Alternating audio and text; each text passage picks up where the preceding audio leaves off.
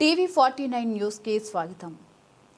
నంద్యాల జిల్లా ఆత్మకూరు పట్టణంలోని స్థానిక ప్రభుత్వ ఉన్నత పాఠశాలలో స్కూల్ గేమ్స్ ఫెడరేషన్ ఆధ్వర్యంలో మండల స్థాయి క్రీడా పోటీలకు మండలంలోని ప్రభుత్వ మరియు ప్రైవేటు విద్యా సంస్థల నుండి విద్యార్థులను ఎంపిక చేయడం జరిగింది. ఈ కార్యక్రమంలో ప్రభుత్వ పాఠశాల ప్రధానోపాధ్యాయుడు దేవానంద్ మరియు మండల కోఆర్డినేటర్ పిడి మురళీ నాయక్ మాట్లాడుతూ ఈ మండల స్థాయి స్కూల్ గేమ్స్ ఫెడరేషన్లో విద్యార్థులను ఎంపిక చేసి డివిజన్ల స్థాయిలో మరియు రాష్ట్ర స్థాయి క్రీడలకు వారిని ఎంపిక చేస్తామని, విద్యార్థులు చదువులోనే కాకుండా క్రీడలలో కూడా అత్యుత్తమ ప్రతిభను కనబరచాలని, అదేవిధంగా క్రీడలు ఆడడం ద్వారా విద్యార్థులు చురుగ్గా ఉంటారని వారు అన్నారు.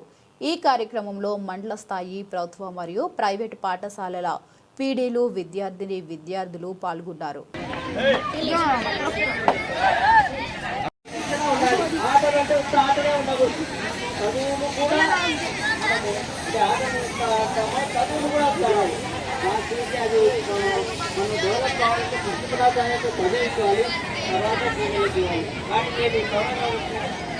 ఆటలు అంటే ఆటలుగా పడుతున్నారు, చదువులు మర్చిపోతున్నారు, చనిపోతున్నారు వాళ్ళ యొక్క భవిష్యత్తు. కాబట్టి విద్యార్థులుగా మీరు చదువుకి ఎంత ప్రాధాన్యత ఇస్తున్నారో క్రీడలు కూడా అంతే ప్రాధాన్యత ఇచ్చి ప్రభుత్వం కల్పించినటువంటి ఈ 3% రిజర్వేషన్ని మనము పొందాలి. ఎవరికి అనే అవకాశం మనకు వచ్చింది. ఒక క్రీడాకారుడికి 3% రిజర్వేషన్ అంటే మనం చాలా చెప్పుకోదగిన విషయము. మనకంతా కూడా మంచి రోజులు పెడతాం. కాబట్టి మీరంతా కూడా చక్కగా చదువుకొని ఏమి చక్కగా ఆడి రాష్ట్ర స్థాయి, నేషనల్ స్థాయి, ఇంటర్నేషనల్ స్థాయి ఆడి ఉద్యోగ అవకాశాలు ప్రస్తుతం మనం మోటివేట్ మనం ఆడుతున్నాం అంటే మనం బ్రతకాలి అంటే ఇది ఒక మార్గం. కాబట్టి మంచి ఉద్యోగం సంపాదించుకొని మనం చదివినటువంటి పాఠశాలకు, మన ఊరుకు, మన రాష్ట్రానికి, మన దేవుడికి, మన దేశానికి మంచి పేరు తీసుకురావాలని కోరుకుంటూ నాకు ఈ అవకాశం కలిగించినటువంటి రీజనల్ కోఆర్డినేటర్ గారికి, మండల కోఆర్డినేటర్ గారికి ధన్యవాదాలు తెలియజేస్తాను.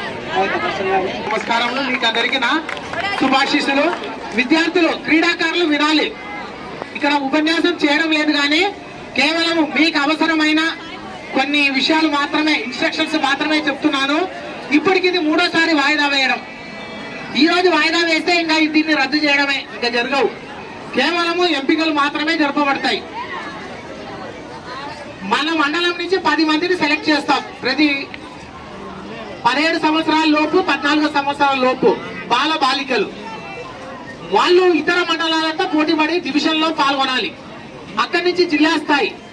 కాబట్టి క్రీడల్లో అలవాటు ఉన్న వాళ్ళు, క్రీడలు ముందు నేర్చుకోవాల్సింది ఏమంటే పిల్లలు కానీ మీరు అలవాటు మించిన ఏ శారీరక వ్యాయామము చేయకూడదు, క్రమంగా పెంచుకోవాలి.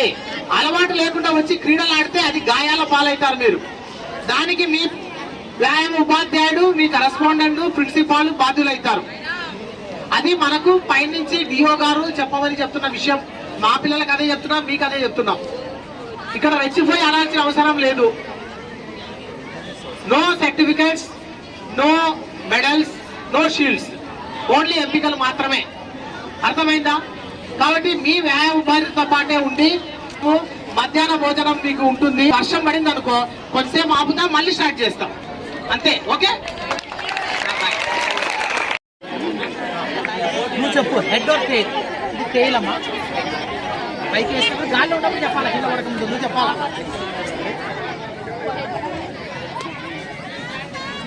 చెప్పలేదే, టాస్ 1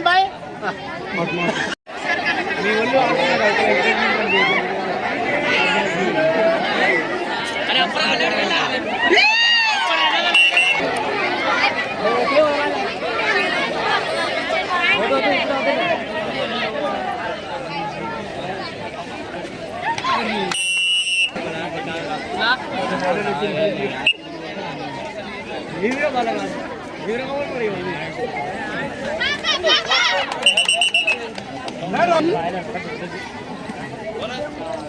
అంతా బుడదుంది లేనా.